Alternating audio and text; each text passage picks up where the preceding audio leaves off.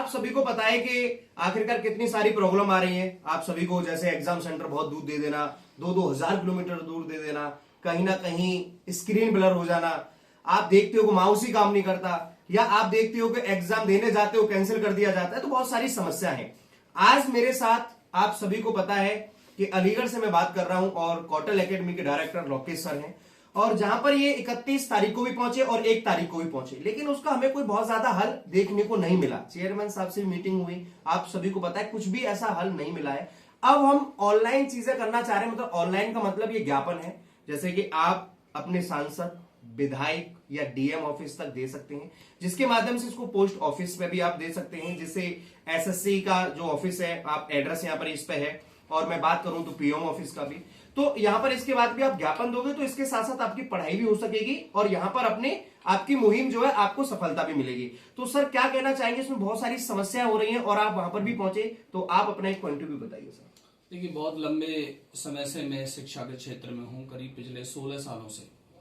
जब 2023 में UP police का पेपर लीक हुआ तो हम लोगों ने इको गार्डन लखनऊ में भी प्रोटेस्ट किया और उसका हल तत्काल मिला। लेकिन ये मसला एसएससी का है, तो मैं सभी छात्रों से और हमारे आसपास के जिले और प्रदेश भर के जिले में जितने भी अध्यापक ऑफलाइन कोचिंग या ऑनलाइन कोचिंग चलाते हैं, मैं उनसे कहूंगा कि वो छात्रों को एकजुट करें और मिनिमम एक ज्ञापन अपने शहर के सांसद, जो माननीय सांसद महोदय हैं, उनके माध्यम से प्रधानमंत्री जी तक पहुंचाएं, ताकि इस पर व्यवस्थागत तरीके से एक आह्वान लिया जाए।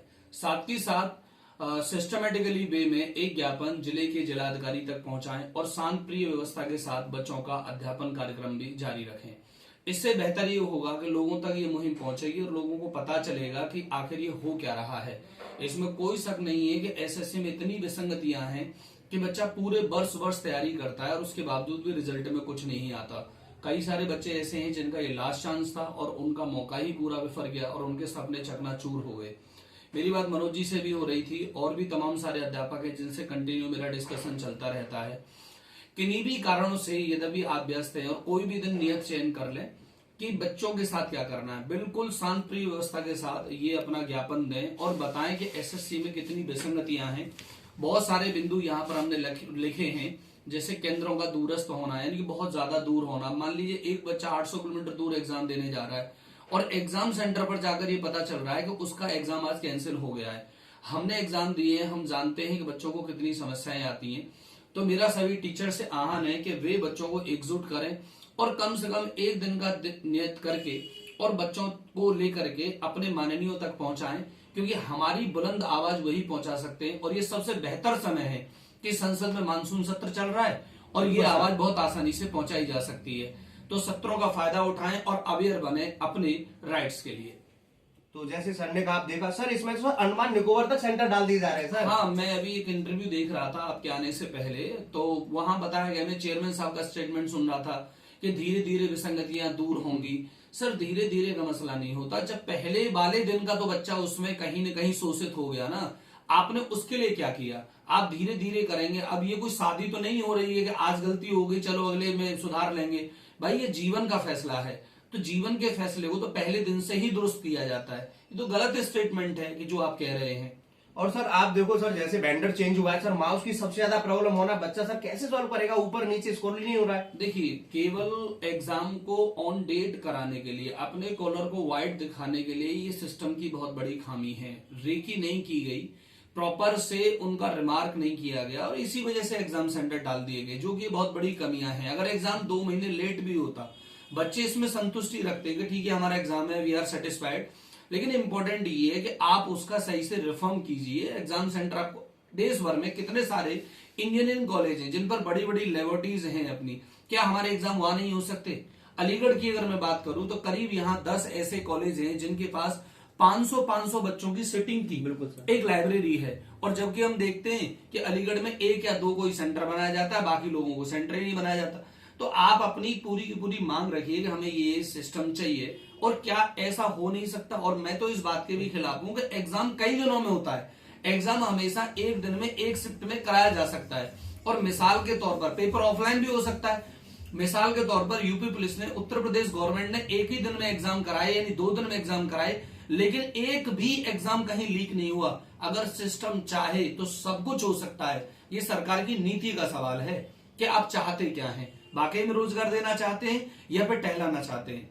अच्छा सर, ये देखो कि सर पेपर मतलब ऐसे एग्जाम हुआ, उसके बाद सर क्वेश्चन गलत आ गया, 100 रुपए ले रहे हैं सर, मतलब बच्चा क्या क्या करे। अब ये भी एक बहुत बड़ी विसंगति, एक तो गलती भी आप करें, ऊपर से हर्जाना बच्चा पे करे, भाई इसका क्या मतलब है। ठीक है, आप ऑब्जेक्शन के लिए हमें रिपोर्ट कर रहे हैं कि आपका अगर कोई सवाल को गलत लगता है, यहाँ तो शिफ्ट की शिफ्ट ही गलत है, कितना ऑब्जेक्शन करेंगे। 100 क्वेश्चनों में अगर 20 क्वेश्चन गलत हो गए तो बच्चा 2000 रुपए देगा। भाई ऐसा भी तो हो सकता है कि बच्चे के पास इतना पैसा ही नहीं है, आपने 10,000 रुपए तो उसके खर्च करा दी केवल एग्जाम सेंटर तक पहुंचाने में। तो इतना पैसा अगर होता तो वो बिजनेस कर लेता, फिर वो एसएससी की तैयारी क्यों करता। बिल्कुल सर। अब देखो सर, गली मोहल्ले कोने में सर सेंटर बना दिया जा रहा है। आप देखो सर, ऐसे सेंटर के नीचे डीजे चल रहा है, ऊपर एग्जाम चल रहा है सर। बहुत बड़ी विसंगतियां हैं, ये कहीं ना कहीं फेलियर है सिस्टम का, कि सिस्टम ने पूरी जानकारी नहीं ली और ऐसे ही एग्जाम सेंटर को अडॉप्ट करा दिया कि आप यहाँ एग्जाम करा लीजिए। टीसीएस एक बहुत अच्छा वेंडर था, कुछ उसमें खामियां थी। मुझे लगता है कि अगर हम वहीं रिफॉर्म करते तो बेहतर कर पाते। हमें जितना आइडिया है, एडुकेटी को पहले भी बैन किया गया था, दोबारा से एडुकेटी वेंडर को। अभी मैं चेयरमैन साहब का इंटरव्यू सुन रहा था कि उन्होंने बहुत सारे ट्रांसपेरेंट के बाद में इसे लिया है वेंडर। भाई जब आप पैसा ही नहीं दोगे किसी को, आप बच्चे से तो पैसा ले रहे हो लेकिन वेंडर को प्रॉपर पैसा नहीं दे रहे हो, तो कोई भी अच्छा वेंडर काम क्यों करेगा। फिर तो ये वही बात है कि काम चलाओ वेंडर है, तो बच्चों का भविष्य भी काम चलाओ बना दिया गया। तो ये बिल्कुल ही एक्सेप्टेबल नहीं है, बहुत खराब है। इस पूरे रिफॉर्म की जरूरत है। हमें लगता है ये वेंडर प्रक्रिया दोबारा से गवर्नमेंट को सोचनी होगी, ताकि बच्चों के भविष्य का ख्याल है। भाई बच्चों के साथ अच्छा होना चाहिए, और हम लोगों ने अपने जीवन को पूरी तरह से बच्चों के प्रति समर्पित किया है। हम लोग यहाँ पढ़ाते हैं, एक बार तो पहले पढ़ाने के लिए लड़ो, फिर बच्चों को तैयार करने के लिए लड़ो, अब उनके एग्जाम सेंटर के लिए लड़ो, फिर उनके रिजल्ट के लिए लड़ो, फिर उनकी ज्वाइनिंग के लिए लड़ो। भाई ये लड़ाई है, कोई पानीपत का युद्ध थोड़ी चल रहा है। क्या हो रहा है, पढ़ाएं या फिर लड़ें आपसे हम।